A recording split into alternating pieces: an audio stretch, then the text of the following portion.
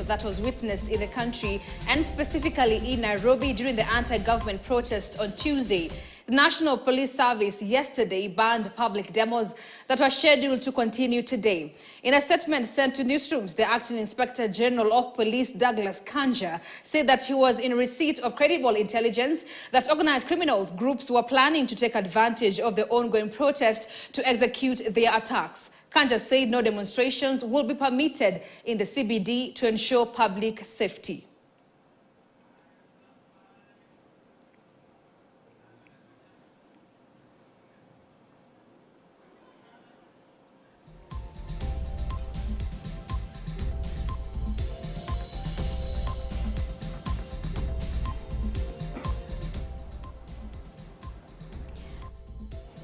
Right, now following that declaration by the Acting Inspector General of Police banning demonstrations in Nairobi CBD, our reporters are on the ground to give us an update on the status of the city. I'm now joined by Jeff Mugire, who has been on a spot check mission.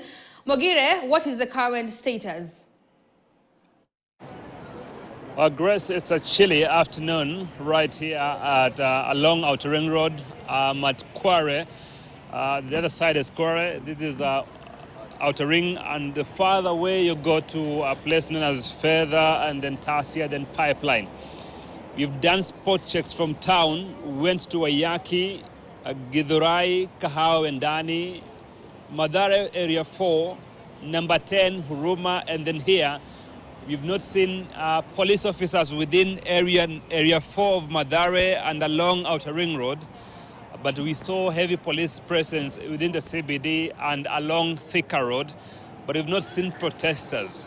As always, the day begins slow, and as it continues from around 12 and going forward, we see protesters come to the streets, but we've not seen them. So far, so good. And I think they're trying to heed to what the Acting Inspector General Douglas Kanja said yesterday, that not going to allow protesters storm the CBD of Nairobi because of the insecurities that he mentioned on his update yesterday. But so far, so good. This area remains cool, calm. The situation is normal, and nothing is wrong with this area. You look at this, police officers are not here, but matatus and public commercial vehicles are moving. There's no traffic. You've experienced there's not as many vehicles as any other day, but the police officers are not here. We can see businesses going on as usual. Kenyans going on with their activities like normal.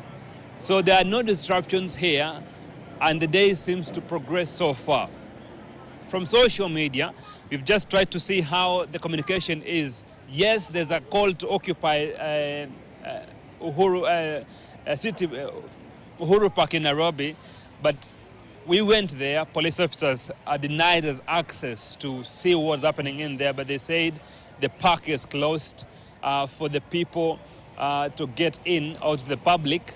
So we are waiting to see if it's going to be open from tomorrow, because they say there was destruction on 25th of June, and they don't want to see that.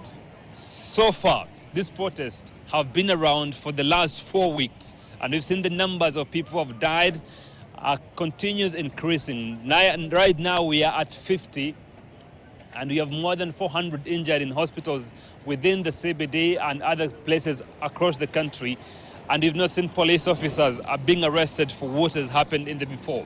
So the protesters are calling for the government to intervene. They want corruption stopped. They don't want people in offices who are just earning salaries and doing nothing. They want members of parliament recalled, because they don't feel like it makes sense for them to have members of parliament who don't speak for them. Because on 25th of June, during the time the members of parliament passed the financial bill, which the president later rejected, it's the same day that the protesters were on the streets calling for the government, calling for these members of parliament not to pass it, but they went ahead and passed it.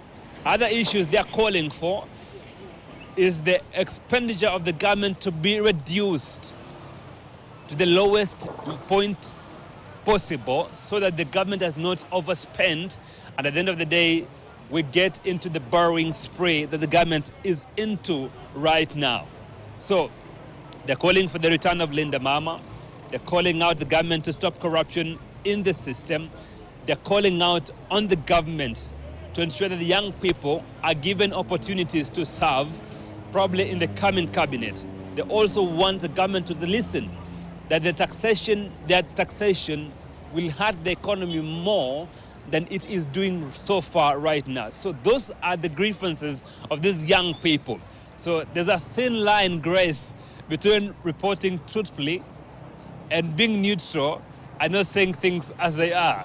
So I get it where people come from, and they might think like sometimes we are biased, but we are not. We're just saying things as we know and as we listen to them. So far so good.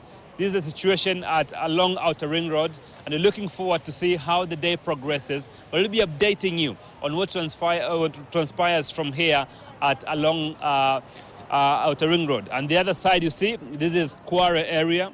People going on with their businesses just like normal. No problems, no protesters, no burnt tires, and no police officers standing by. Back to you, Grace. Well, thank you, Jeff, for that update, just showing us that things are setting back to normal, no demonstrations, but of course, security is tight. Now, when we head to the Gen Z schedule today, this Thursday, it was set to be Occupy Uhuru Park. Let us now cross over to Uhuru Park, where reporter Ronald Kipruto is to give us a feel of the situation. Kipruto, good afternoon. What's the situation on your end? We are coming to you live outside Uhuru Park. Remember, this is where the Gen Z protest had planned to come and occupy Uhuru Park, to come and protest some of the things that they feel the government does not listen to them. If you can see, Grace, outside here, the service security, the police officers are manning the place. Remember, yesterday, the acting Inspector General Douglas Kanja had called off the strike, calling that the Gen Z have no a definite leader who can be able to guide them during this. Remember, the protest had been infiltrated by goons. They had taken advantage of the situation and started looting. Hence, that's why the acting IG had yesterday requested to call off the strike until further notice. Hence, that's why the protest had scheduled today to happen here outside at Uhuru Park. Hence, the security is tight at this particular place. We had arrived here like 2 hours ago. We had done some rounds. A spot check by KTN had revealed like normalcy is returning, though at a slow pace. Businesses are on, those not at 100%. Some businesses have opened, some have not opened. When it comes to transport flow, we have some stages which are packed as normal. Travelers are taking advantage of the peaceful situation at the CBD to go on their way. Outside Parliament, security is very tight. Police officers have been deployed. They've blocked the roads leading to Parliament, as well as Uhuru Park as it is, Grace.